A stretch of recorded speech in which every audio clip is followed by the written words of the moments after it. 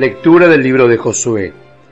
El pueblo salió del Jordán el día 10 del primer mes y estableció su campamento en Gilgal, en el extremo oriental de Jericó. Los israelitas acamparon en Gilgal y el 14 del mes por la tarde celebraron la Pascua en la llanura de Jericó.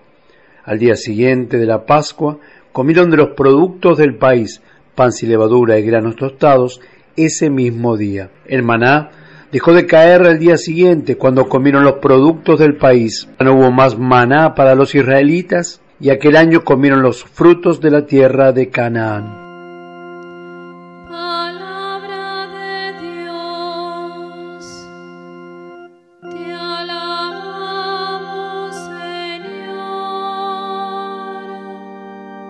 Señor. El que está unido a Cristo es una nueva persona. Las cosas viejas pasaron, se convirtieron en algo nuevo. Todo esto es la obra de Dios, quien por medio de Cristo nos reconcilió consigo mismo y nos dio el encargo de anunciar la reconciliación.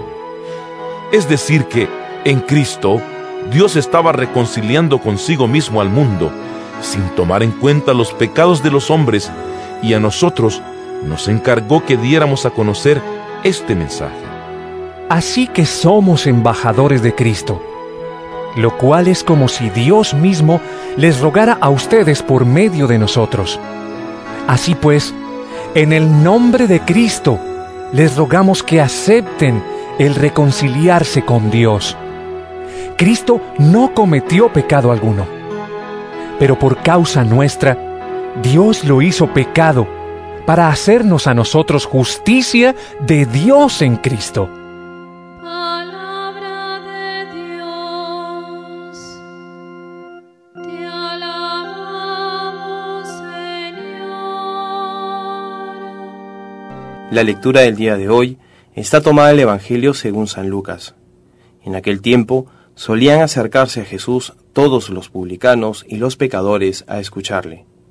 Y los fariseos y los escribas murmuraban entre ellos: «Ese acoge a los pecadores y come con ellos». Jesús les dijo esta parábola: Un hombre tenía 2 hijos. El menor de ellos dijo a su padre: «Padre, dame la parte que me toca de la fortuna». El padre les repartió los bienes. No muchos días después, el hijo menor, juntando todo lo suyo, emigró a un país lejano, y allí derrochó su fortuna viviendo perdidamente. Cuando lo había gastado todo, vino por aquella tierra un hambre terrible, y empezó él a pasar necesidad. Fue entonces, y tanto le insistió un habitante de aquel país, que lo mandó a sus campos a guardar cerdos. Le entraban ganas de saciarse de las algarrobas que comían los cerdos, y nadie le daba de comer. Recapacitando entonces, se dijo: «¿Cuántos jornaleros de mi padre tienen abundancia de pan, mientras yo aquí me muero de hambre?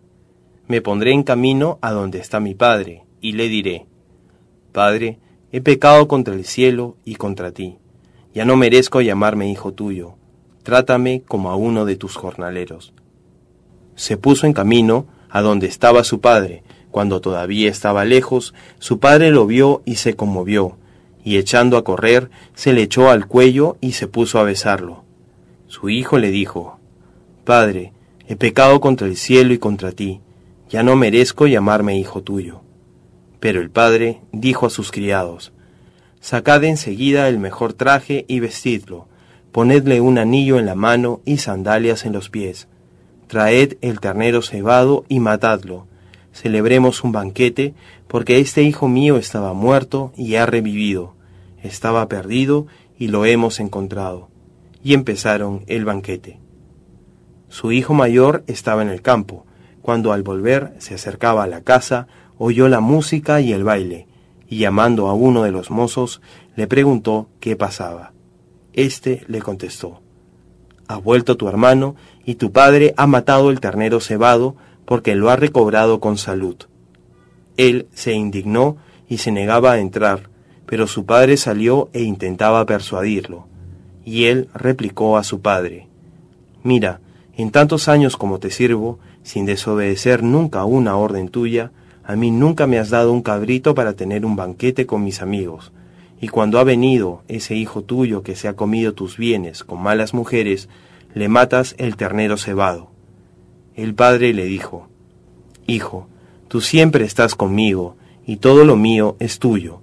Deberías alegrarte, porque este hermano tuyo estaba muerto y ha revivido, estaba perdido y lo hemos encontrado. Palabra del Señor. Gloria a ti, Señor Jesús.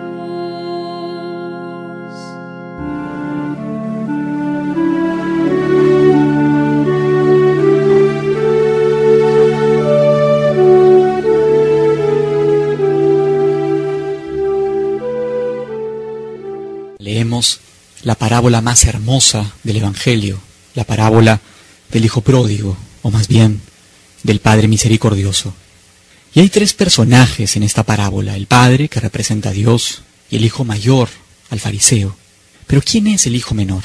¿Es el pecador o es más bien cualquier ser humano? Y es que el hombre busca su libertad y muchas veces piensa que Dios se la quita. Así pues empieza por alejarse del Padre, cuyo amor no entendió y cuya presencia se le hace pesada. Después de sacrificar esta herencia, cuyo precio no conoce, se deshonra a sí mismo y se hace esclavo de otros hombres y de obras vergonzosas. Para un judío, por ejemplo, el cerdo era el animal impuro. Pero el hijo vuelve, habiendo tomado conciencia de su esclavitud, se convence de que Dios le reserva una suerte mejor y emprende el camino de regreso. Al volver descubre que el Padre es muy diferente de la idea que de él se había forjado. Este lo estaba esperando y corre a su encuentro, lo restablece en su dignidad, borrando el recuerdo de la herencia perdida. Y así se celebra el banquete del que Jesús habló tantas veces. Al final de esta parábola comprendemos que Dios es Padre. Él no nos puso en la tierra para cosechar méritos y premios, sino para descubrir que somos sus hijos. Pero de hecho, nacimos pecadores. El pecado está inscrito en nuestro destino. Es lo que llamamos pecado original, es decir, el pecado que envenena los orígenes de nuestra raza y las raíces de nuestra libertad. Debido a esto, muchas veces, la primera manifestación de nuestra libertad es una rebeldía. Dios no se sorprende de nuestras maldades, pues al crearnos libres aceptó el riesgo de que cayéramos. Él no hace suya nuestra distinción entre justos y pecadores, la cual supone que unos merecen premios y otros castigos. Al contrario, nos acompaña a todos en nuestra experiencia del bien y del mal, hasta que pueda llamarnos hijos suyos gracias a su único Hijo, que es Cristo. Este es nuestro Dios y Padre, el que hace salir el bien del mal, el que nos crea día a día, sin que nos demos cuenta, mientras seguimos nuestros caminos, el que busca pecadores a los que pueda llenar de sus riquezas. De todo esto no entendió nada el Hijo Mayor, la figura del hombre cumplidor de corazón cerrado. Él sirve con la esperanza de ser premiado, o por lo menos de ser reconocido superior a los demás, y no puede acoger a los pecadores ni participar en la fiesta del Hijo, porque en realidad no sabe amar. Ese es en el fondo el mensaje de esta parábola: el amor, la misericordia, el perdón. Ser hijos es recibir el amor del Padre, recibir su perdón, recibir su misericordia, no cerrarnos a ella, y amar también nosotros con todas las fuerzas de nuestro corazón. Que el Señor Jesús, pues, nos enseñe a ser verdaderos hijos de Dios.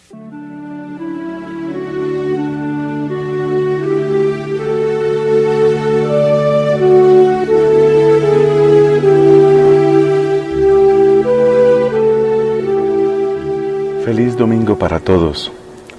Ya este es el cuarto domingo de Cuaresma y la primera lectura del día de hoy, tomada del libro de Josué, tiene el dulce sabor de la victoria.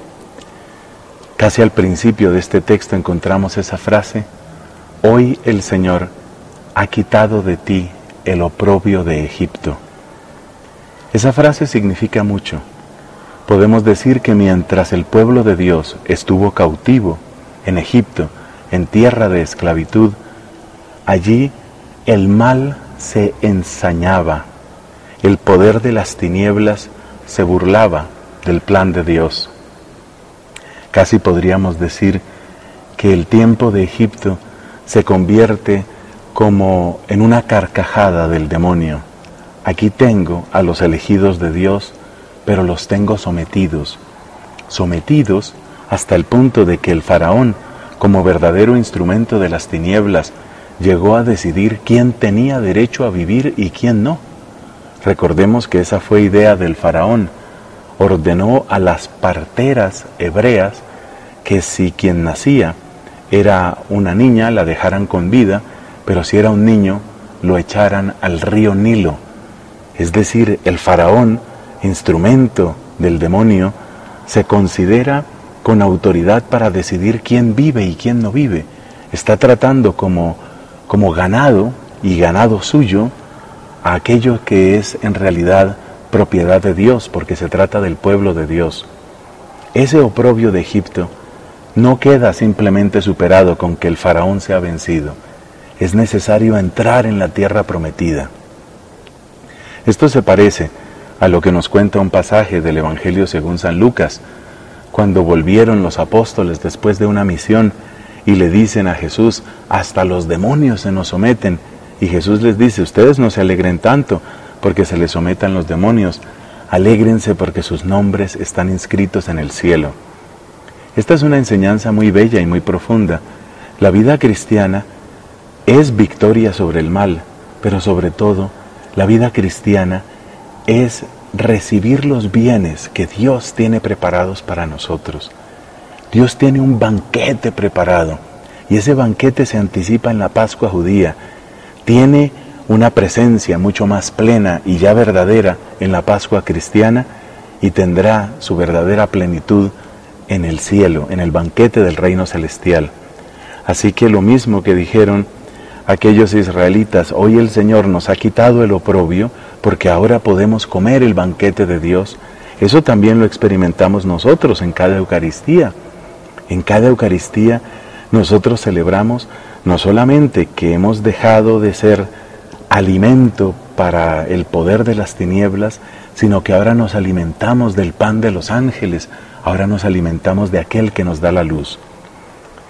Y un banquete también es el que viene a sellar la victoria sobre el pecado en el Evangelio que tenemos el día de hoy, capítulo 15 de San Lucas, la famosa parábola del Hijo Pródigo. En ese Evangelio encontramos cómo hay todo un recorrido que hace el pecador, un recorrido que le lleva a descubrirse como necesitado, descubrirse como incoherente, descubrirse como lo que es, como uno que carga su culpa. Pero desde el arrepentimiento y desde la conversión nace una criatura nueva. Y ese hijo menor que se pone en camino es ejemplo para todos nosotros, para que también nosotros nazcamos de nuevo, para que busquemos con renovado ardor esa comunión en la casa del Padre. Eso fue lo que tuvo el hijo menor. Y entonces, cuando se sella la victoria, cuando quedan atrás los días de esos animales repugnantes, de esos cerdos que él tenía que cuidar, cuando queda atrás esa suciedad, ese desperdicio, esa locura de la vida pasada, entonces él celebra un banquete, el papá le ofrece un banquete. Miremos en ese banquete que ofrece el Padre Misericordioso, miremos lo que nosotros tenemos en cada Eucaristía. Banquete en la primera lectura, banquete en el Evangelio, banquete en nuestra Santa Misa, banquete en el reino de los cielos.